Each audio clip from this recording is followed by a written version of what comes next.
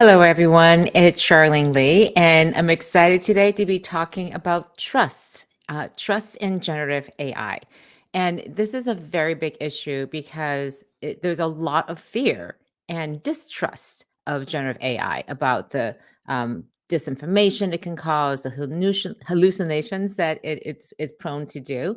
And so we don't necessarily we're not sure whether we can trust AI to do the work that we need it and want it to do. Now, 2 weeks ago, I did a live stream about AI pessimism and AI optimism and wanted to go a little bit deeper into what I call the pyramid of trust. And again, it's not enough to say AI is great, it's wonderful, it does all these different things, it's amazing. We also need to build trust in it. And the way I think about this is that you also need to have scaffolding on this. And so, before we get into that, I would love for you to say where you're coming from and also please share some of the top challenges you're having around building trust for generative AI. Would love to hear about examples. And if you can, share how you've been able to mitigate those concerns or build trust in your organization or with your various stakeholders. Because what I'm finding is that this is the unspoken issue with generative AI. We fundamentally are afraid of it. We don't trust it. And until we trust it, we're not going to hand over our work to an untrustworthy system and tools that we have available to us, no matter how powerful and wonderful they might be. So today I'm going to talk a little bit about just how do you build that trust. And one of the things that I think it's so important is that if you can build trust, especially in using generative AI, it becomes really powerful because it can become a strategic asset because it allows you to differentiate in the marketplace about the way you're using AI. It builds strong customer loyalty. And it's also, you're going to be more resilient to any AI risks and AI challenges that you are coming across as you're implementing AI. So I think that building a foundation of trust, doing it systematically and very strategically is a really important thing.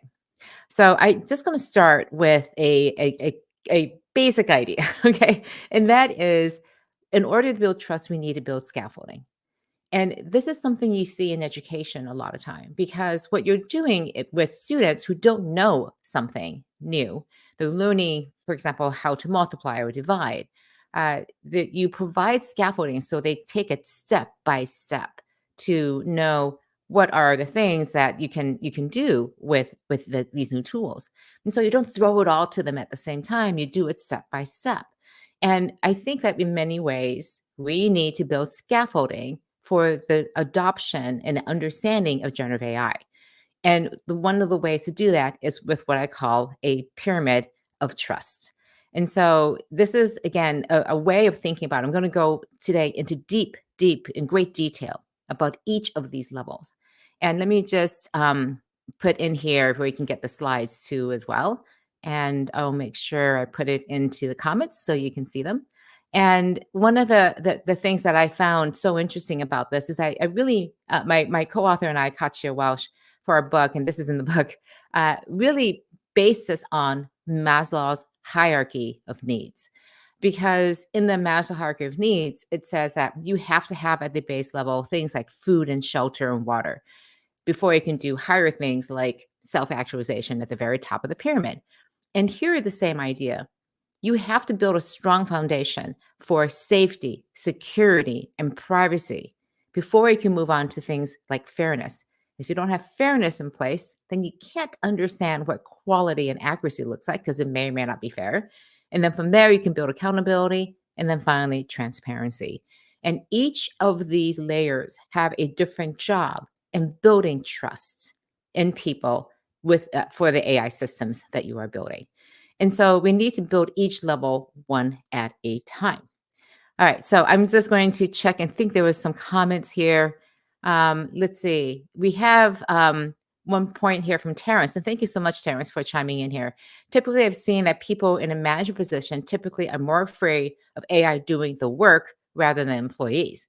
Well, I understand that I feel it is based on a lack of understanding of what a strong tool AI can be for a business.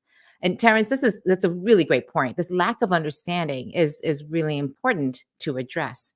And it's partly, again, what I find is that executives, because they're fearful of it and don't trust it, they don't make the effort, take the time to go and try it because they see it as too early, it's still under development, it's not ready for prime time, so to speak. And I'll be talking about this next week actually in my live stream about how to get your executives on board, how to get them to dip their toes and hopefully dive in with AI. And we'll go into greater detail about how to do that, how to get back to basics and getting your top leaders into this. So, Terrence, thank you so much for chiming in on that. And I think again, laying out these levels of trust is a really important way to do it. All right, so let me just go back and talk about the first level, which is safety, security, and privacy. All right. Decided not to put these into the slides. I'm just going to talk through each of the points. So, safety, security, and privacy. This whole idea is to make sure your systems are secure, that you have access controls to your systems and data, encryption, data minimization. You're prioritizing safety, that people can use these tools with training, and then especially making sure that you are ensuring privacy of people who are in your system. This is a non-negotiable issue. So these issues of safety, security, and privacy just have to be addressed right from the very beginning. I often say that in order to go fast, and you want to go fast with the adoption of generative AI, then you have to ensure that you have good breaks. And your breaks are your tools for safety, security, and privacy to ensure that you have responsible AI use. And this is the base level of requirements. It is where a lot of the regulations are happening right now. And it's building on top of existing issue legislation like the GDPR in Europe, and other privacy laws here in the US, especially in California. And so let me give you, and also the whole idea is to build in safeguards and have security by design for your generative AI system. And it requires rigorous testing and monitoring to make sure that your systems are working and guarding against threats. So I'll give you an example. At one company, this is HP. One of the things they do is they do privacy and security training for all of their employees, and it's refreshed every 6 to 12 months. And they ensure that everybody is going through this training. You have probably been through this training. It's tedious, but it's a requirement. And one of the things they also do is to ensure that any AI tool that they are using has been approved from a cybersecurity point of view. Now, that can, you may be thinking, well, that seems like an unnecessary step because what happens, you need to use these tools. They're available now. You should just be able to start using them. Well, at HP, their approval process takes a few weeks, 6 weeks or so. And if you have ever worked at a large company, a 6 week approval process for a new technology is incredibly fast. And so they do need to wait 6 weeks. But what happens is that builds that level of safety, security, and privacy to ensure that all those things are in place before you can start using these tools. Now, every company is different about how they approach these things. And so understanding what are requirements for your organization in safety, security, and privacy is going to be important. So if you work for a financial services company versus a services company, safety, security, and privacy could look extremely differently. All right. So let's see. Let's go on to fairness. Okay. This is the pyramid again. We just did safety, security, and privacy. Let's talk about fairness. Now, we know that AI comes with a bias. It is programmed by people who believe that AI models that you're using have a certain model for what fairness looks like. And people do try to make the best effort to make it as fair as possible. Here's the problem. What does it mean to be fair? Because our definitions of fairness are very unique to the circumstances of our organization, our industry, even personal values. So let me give you an example. Are we going to tune and because everything has a bias? Are we going to try to define fairness as equality, meaning that everyone is treated the same, regardless of their differences or needs? Or is fairness defined by equity, where you're providing everyone with the resources they need to be successful and taking into account potentially unique circumstances? So, even at the most base level of fairness, of equality versus equity, which one is more important? to an organization. There's no right answer here. But being able to define what fairness looks like allows you to make sure that your systems are aligned with those values, with those definitions of fairness. And every system has a bias. The question is, which bias are you going to choose for your system? And the question then becomes, who gets to decide that? Is it, and at what level do you decide each of these different types of biases? So, one of the things I think are so important is to make sure you minimize bias and maximize fairness. And I'll give you three ways to do this. And it's all about diversity of your data sets that you use to train your models. So, don't use just one data set, use multiple data sets. If you are training your models to, again, taking an off the shelf large language model, putting it against your own data, the more data and the more diverse the data, the more likely it's the biases are going to cancel each other out. Make sure you have a diversity of teams in the development and testing because they will bring different perspectives and different biases of their own. And that, again, that conversation, the conflict that happens and the discussion about what is fair is very valuable. And then finally, have a diversity of tool sets in order to gain a broader perspective. You may have one tool that does something. You may have a tool that backs it up, that checks it to see if there's any biases in it. Again, every single system has bias. The question becomes, what kind of bias do you want to have in order for the system to be fair? And the more you can explain that and explain the choices that you have made in building that system in a particular way, again, the more people will trust it. All right, moving on to the next level of quality and accuracy. So, similar to fairness, equality and accuracy are very much defined by an organization. For example, if you're in transportation or public safety, you're going to want to make sure that things are highly accurate because inaccuracy will lead to accidents, for example. But if you're writing or doing some planning, strategic planning, then quality becomes the priority. It's no longer about accuracy. It's about what does that quality look like? And our definitions of quality, again, are fairly subjective. Let me give you an example where less quality may actually be desired. So you may want to be creating, for example, content that is extremely useful and valuable, but you may have an imperative to do it very, very quickly because of time pressures or because of the opportunities that's arising. So you may prioritize speed over quality. And in that particular case, lower quality may be acceptable. So, quality and accuracy being defined very clearly for all of your stakeholders to understand inside of these AI systems is really important because you may say, yeah, it isn't the best quality, the content, for example, that I get out of AI, but it's much faster. It gets us to the place where we can be, it speeds us along, cuts out that first initial draft phase where things are painfully hard and takes a long time. And we know it's not the correct quality, but it's okay because it gives us other capabilities. So, quality and accuracy, making sure you understand what is acceptable, what is high quality, what is the level of accuracy that you need for your particular circumstance, and defining that for everyone, again, builds trust. So let's see. We have a couple. I'm going to deal with all the questions at the end. I just want to get through all of this, and then I see a bunch of questions here from various people. All right. So next level is accountability. This is where things get tricky because accountability comes after safety and security and privacy, fairness, and quality and accuracy.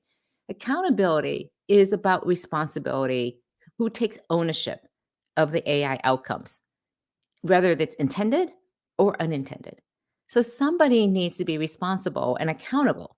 So this is about defining roles, making sure there's a decision-making process. It's clear how that's done, and how your organization will use and won't use generative AI. And so a very important part of this is creating a culture of accountability, which means that everyone feels accountable for the outcomes, not just one person. And I'll give you an example.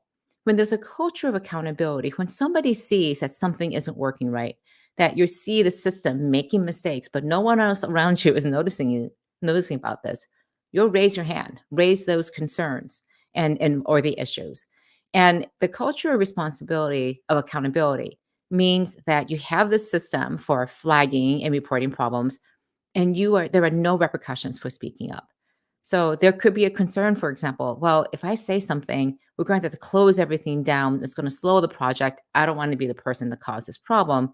So that could happen. And that's a low level of accountability versus a high level of accountability saying, I see something that's wrong. I'm going to flag it because it's my responsibility as well as everyone else's. So, one organization did something very interesting. They extended this whole idea of accountability into their partner and vendor ecosystems. So, this organization ran all of its existing vendors and any new vendors through their accountability practices and also made sure that they understood the safety and security protocols, the fairness, quality, and accuracy, and then finally made sure that people were clear about ownership of the results coming out of the systems. And I thought this was really interesting because it allows that organization to see and manage risk from the very beginning of the ecosystem all the way to the very end and be able to come back and say what happened here when something goes wrong, and everybody is on board to identify and diagnose the problem and be able to solve it to ensure that it doesn't happen again in the future. All right, very related to this is transparency, the last level. So, with transparency, this is about building trust with stakeholders. It's about continuously monitoring and a commitment to ethical practices. And in particular, is communicating what AI's capabilities are and also what its limitations are. And you're doing this with the purpose of building trust with your various stakeholders. And when I mean stakeholders, it's your employees, it's your customers, it's your vendor system suppliers, it's your shareholders, it is your community members, anybody who could be impacted and has a stake in what your organization is doing. And so this is not just about disclosing how and when AI is being used. It's also being clear about how AI is being used to make decisions that may be impacting people. So, one organization decided that they would always disclose internally when AI was being used, and they would be selective externally when AI is being used. And let me explain why they did this.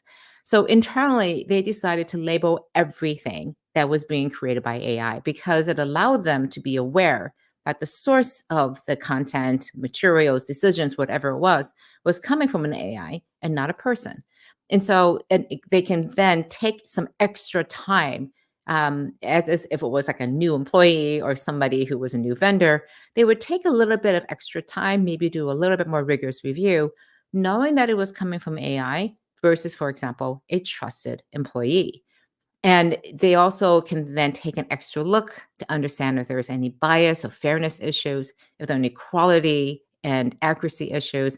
And then until trust is developed, they're going to have this extra layer of transparency. Now, what was interesting is deciding when you're going to be transparent externally, whether it's required, optional, or not needed.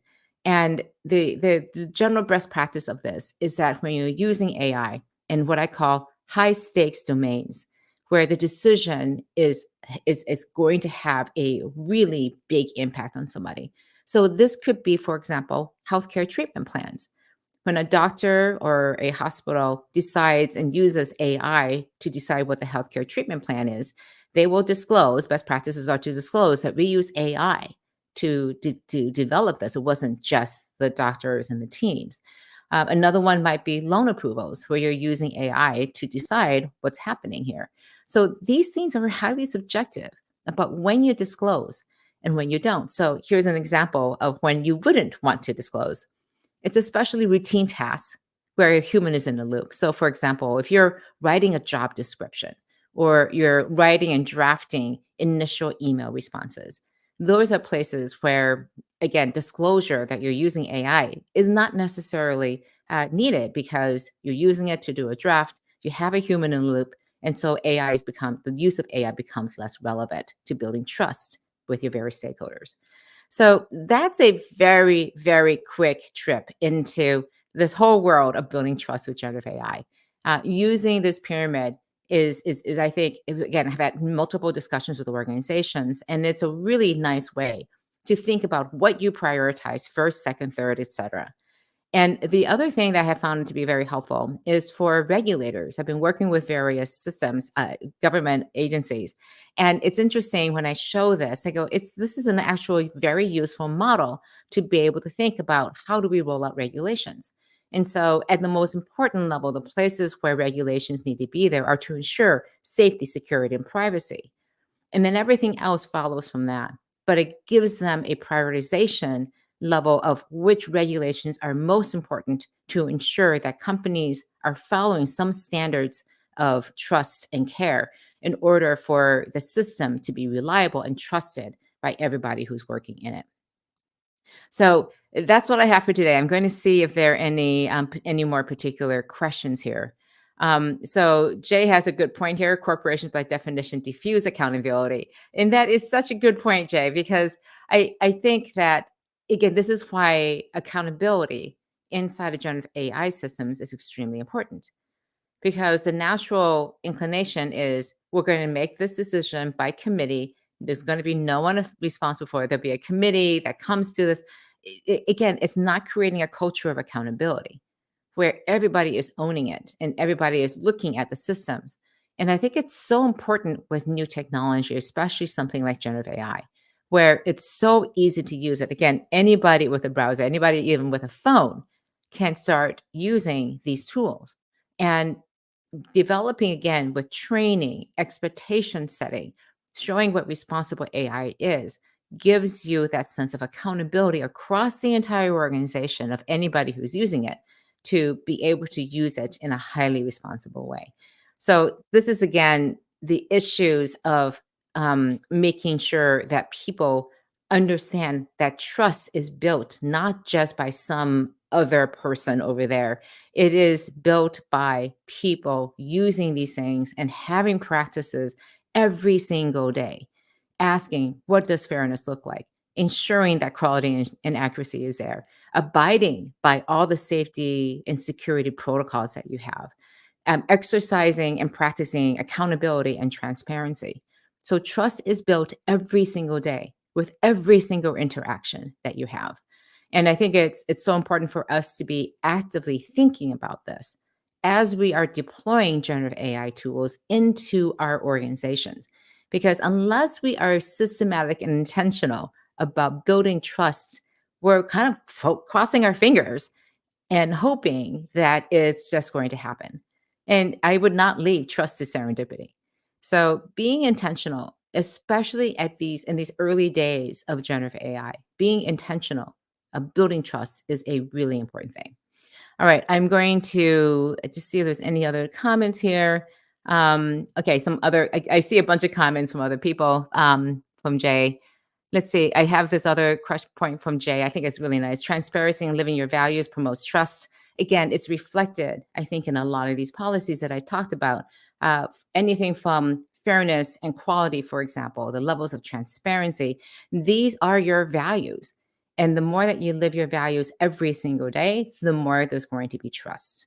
And again, consistency in building that trust, consistency in the expression of those values is so important. All right. Let's see. Thank you. And Jay, Jay is just saying here, thanks for the great advice today. Very welcome, Jay. Thank you again for joining. I love the two Jays who are on here today. All right. So next week, I will be talking about how to get your execs to use generative AI.